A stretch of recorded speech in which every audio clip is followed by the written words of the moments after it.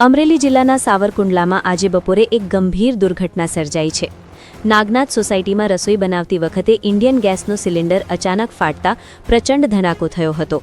આ ઘટનામાં શહેરના જાણીતા ગેરેજ સંચાલક ઇન્દ્રકાંતભાઈ જોશી, જેને લોકો જોશી દાદા તરીકે ઓળખે છે, તેઓ ગંભીર રીતે દાઝ્યા છે। તેમને તાત્કાલિક સારવાર માટે હોસ્પિટલ ખસેડવામાં આવ્યા છે। સિલિન્ડર બ્લાસ્ટ બાદ ઘરમાં વિકરાળ આગ લાગી હતી, જેમાં ઘરવખરી બળીને ખાખ થઈ ગઈ હતી। ફાયર બ્રિગેડ અને પીજીવીસીએલની ટીમે સમયસર પહોંચી આગ પર કાબૂ મેળવી મોટી હોનારત ટાળી હતી। હાલ ગેસ એજન્સી અને તંત્ર દ્વારા ઘટનાની તપાસ હાથ ધરવામાં આવી છે। Bureau chief Sanjay Vaghela, Amreli.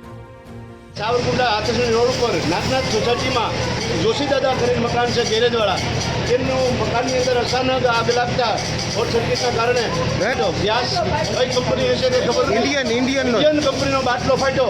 અંદર લોકો અડદિયા બનાવતા હતા, ખુશીનો માહોલ હતો। એ દરમિયાન મારી તાબડતોબ ભાગીને બહાર આવ્યા। કોઈ જીવની મનુષ્યને કોઈ તકલીફ નથી થઈ, પણ જે માળીનો ગભરાટ હતો એ જોઈ અને જાતે મારા મિત્ર પાંડેજી અને આજુબાજુના એરિયાવાળાએ તાત્કાલિક ડોલુંથી લઈ અને આ આગને બુઝાવવાનો પ્રયાસ કર્યો। 90% જેટલી આગ બુઝાઈ ગયા પછી આ જે ફાયર બ્રિગેડ છે એને ફોન કર્યા બાદ આવ્યું છે, વહેલું આવ્યું, પણ કોઈને એવી ખબર નહોતી કે ફાયર બ્રિગેડ જાણ કરી। દાદા પોતે જે મારા મકાન માલિક છે એ પણ દાજી ગયા છે। આવી ઘણી નુકસાન છે, એટલે ઇન્ડિયન ગેસવાળાને વિનંતી કે તમારું કામ નબળું છે એ સાબિત થાય છે અને ફાયર બ્રિગેડને તાત્કાલિક આવવું જોઈએ।